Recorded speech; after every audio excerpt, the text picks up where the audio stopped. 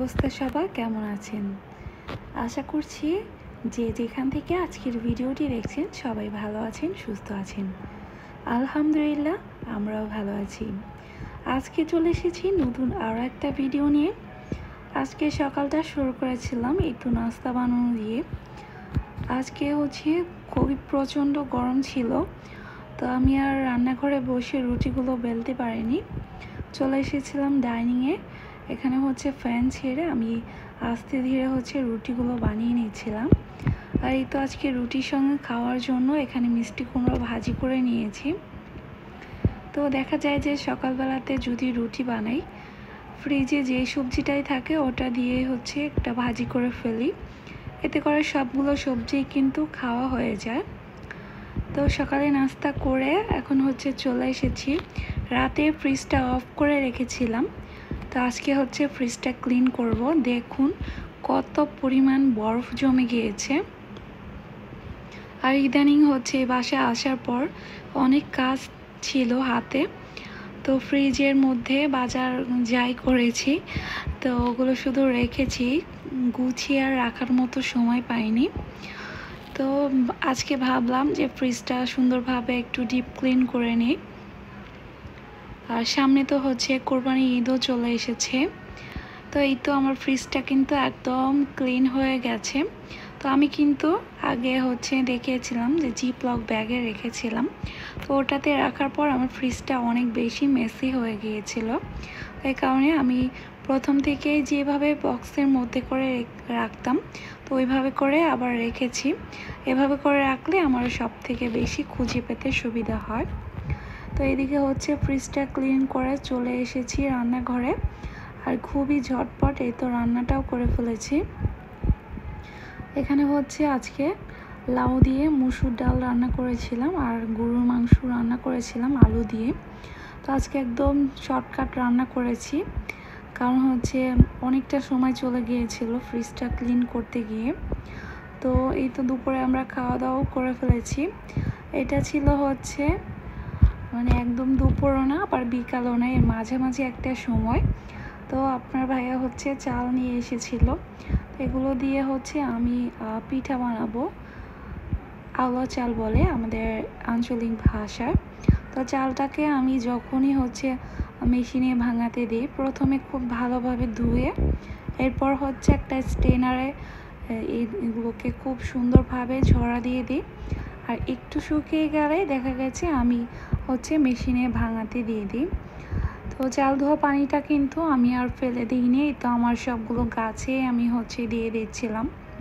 মোটামুটি এখানে 3 জগের মতো আমি পানি কালেক্ট করেছিলাম, যেহেতু অনেকগুলো চাল ছিল তাই পানিটা আমি আর ফেলতে চাইনি। তো বিকালের দিকে আমরা একটু বাইরে বেরিয়েছিলাম। তো আমার হাতে যে ব্রেসলেটটা ছিল ওটা একটু প্রবলেম ছিল, ওটা ঠিক করাতেই মূলত গিয়েছিলাম। আর সঙ্গে করে আমার এই 2টা রিং নিয়ে গিয়েছিলাম, এই দুটাতে একটু সমস্যা ছিল। তো এই 2টা চেঞ্জ করে আমি নতুন একটা রিং নিয়েছি সবসময় রাফ ইউজ করার জন্য। তো এই ছোটো যে আংটিটা ছিল ওটা কিন্তু অনেক হালকা ছিল, এই কারণে আমি সবসময় রাফ ইউজ করতে পারছিলাম না। তো ওইটার মতোই ডিজাইন আমি নিয়েছি, কারণ এই ডিজাইনটা আমার কাছে খুবই ইউনিক লেগেছে, সবসময় পরার জন্য খুব সিম্পল ছিল। তো আংটিটা কেমন হয়েছে অবশ্যই কমেন্ট করে জানাতে ভুলবেন না আপুরা। আর এই তো এরপরে আমরা আগের বাসাতে একটু গিয়েছিলাম ঘুরে দেখার জন্য যে বাসার কি অবস্থা চলছে। তো এরপর কিন্তু ছাদে উঠে আমি প্রথমে আঙুর গাছগুলোকে দেখে নিচ্ছিলাম, কারণ এটা কিন্তু আমার খুব শখের একটা গাছ ছিল। তো আঙুরগুলো মাশাআল্লাহ অনেক সুন্দর হয়েছিল, একটু বড় সাইজের হয়ে গিয়েছিল। আর এখান থেকে 2টা আঙুর খেয়েছিলাম, মাশাআল্লাহ এত বেশি মিষ্টি ছিল। তো আমি এই বাসায় থাকলে তো দেখা গেছে আপনাদের সবসময় আপডেট দেখাতে পারতাম যে আঙুরগুলো কেমন আছে, কী অবস্থায় আছে, কত বড় হচ্ছে। এখন কিন্তু আর দেখাতে পাচ্ছি না, তো এই কারণে কিছু ক্লিপ নিয়ে এসেছি। আর এই তো দেখেন আমার উঠানে যে রঙন গাছটা ছিল এত সুন্দর ফুল ফুটেছে মাশাআল্লাহ, একদম পুরো গাছটাই ভরে গিয়েছে ফুল দিয়ে। এখান থেকে আমি আসার সময় কিছু ফুল নিয়ে এসেছি, কারণ আমার এই ফুলটা অনেক বেশি পছন্দ ছিল। এটা কালারটা অনেক বেশি ভালো লাগতো আমার কাছে।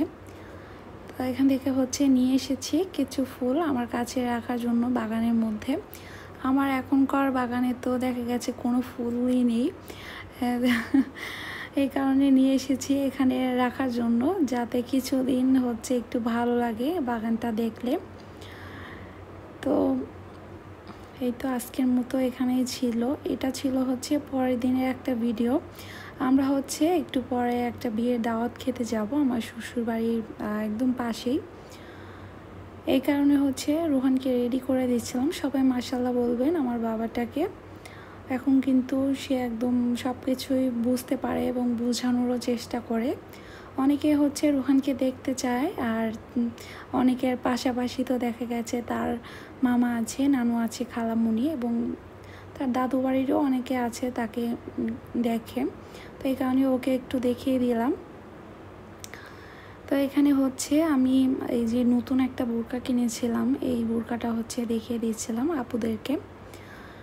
এই বোরকাটার কালারটা এক্স্যাক্টলি আমার ক্যামেরাতে আসেনি, কারণ এটা একদম ক্যামেরাতে কালোই দেখাচ্ছিল। তো এটা হচ্ছে কালো ছিল না, এটা একদম গাঢ় একটা সবুজ টাইপের কালার ছিল। এই তো এখন হচ্ছে বোরকা পরে আমি হচ্ছে রেডি হয়ে নেব। যেহেতু মোটামুটি একটু দূরেই ছিল বাসাটা, এই কারণে আমি হচ্ছে বোরকা পরে গিয়েছিলাম। যদি আমার শ্বশুর বাড়ি থেকে আমি বিয়েতে অ্যাটেন্ড করতাম তাহলে কিন্তু দেখা গেছে আর বোরকাটা পরতাম না। তো এখান থেকে যেহেতু গিয়েছি এই কারণে আমি বোরকা পরেই হচ্ছে বিয়েতে অ্যাটেন্ড করেছিলাম। আর অনেক গরম ছিল আসলে। আমার কাছে মনে হয়েছে যে অন্য সব জামা কাপড়, শাড়ি, থ্রি পিস মানে পরার চাইতে বোরকাটা পরে অনেক বেশি শান্তি পেয়েছি, কারণ তেমন কোনো ঝামেলাই আমার কাছে মনে হয়নি। এখানে হচ্ছে আমি রেডি হয়ে নিচ্ছিলাম, যেহেতু বোরকা পরেছি তেমন কিছু গোল্ড কিন্তু পরতে পারবো না, এই কারণে শুধুমাত্র আমি হাতেরই কিছু গোল্ড পরে নিয়েছি। কারণ হাতে কিন্তু আংটি না থাকলে তেমন একটা ভালো লাগে না দেখতে। এ কারণে আমি দুই হাতে হচ্ছে খুবই সিম্পল কিছু রিং পরে নিয়েছিলাম।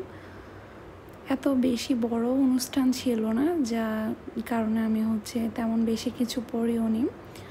তো এভাবে হচ্ছে আমি রেডি হয়ে নিয়েছিলাম, আর আপুদের সাথেও একটু শেয়ার করে নিচ্ছিলাম, কারণ আমরা মেয়েরা কিন্তু সাজতে অনেক পছন্দ করি। আর আমার হাতের মেহেদিটা কেমন হয়েছে আপুরা কমেন্ট করে জানাবেন। মেহেদিটা আমি হচ্ছে কয়েকদিন আগে হাতে দিয়েছিলাম, অনেকটা উঠেও গিয়েছে। এই তো এখানে রেডি হয়ে নিয়েছি। আমার বাবাটা খুবই অস্থির হয়ে আছে জুতা পরার জন্য, মানে তার কথা হচ্ছে সে রেডি হয়ে এতক্ষণ বসে আছে কেন। তো এই তো এখন হচ্ছে আমরা খাবারটা খেয়ে নিয়েছি, এখন চলে যাচ্ছি আমার শ্বশুর বাড়িতে। যেহেতু কাছেই ছিল আমরা এখান থেকে হেঁটে যেতে পেরেছি। সামনে হচ্ছে আমাদের পরিবারের সবাই ছিল, শ্বশুরবাড়ি পরিবারের। তো এখন হচ্ছে আমাদের বাগানটা একটু ভিজিট করে নিয়েছিলাম, যেহেতু সেই ঈদের সময় এসেছি, এর মাঝে তো আর আসা হয়নি। মাশাআল্লাহ বাগানে সব কিছু একদম কিন্তু মানে গাছ ফলে ভরে গিয়েছে। আম গাছে আম আছে, লিচু গাছে লিচু হয়েছে। তো একটা লিচু হচ্ছে আমি এখান থেকে ছিঁড়ে খাচ্ছিলাম। তো খুব সুন্দর একটা সময় পার করে তারপর হচ্ছে আমরা চলে এসেছিলাম বিকালের দিকে বাসায়। তো বাসায় এসে হচ্ছে একটু সময় রেস্ট করেছি। রুহান হচ্ছে এখনও ঘুমাচ্ছিল। তো ভাবলাম যে এগুলো হচ্ছে আগের দিনই যে আমরা একটু বাইরে গিয়েছিলাম, তো তখনই হচ্ছে এই খাবারগুলো নিয়ে আসা হয়েছে রুহানের। তো ওগুলোকে আর হচ্ছে গোছানোর মতো টাইম পাইনি, এই কারণে এখন হচ্ছে গুছিয়ে নিয়েছিলাম।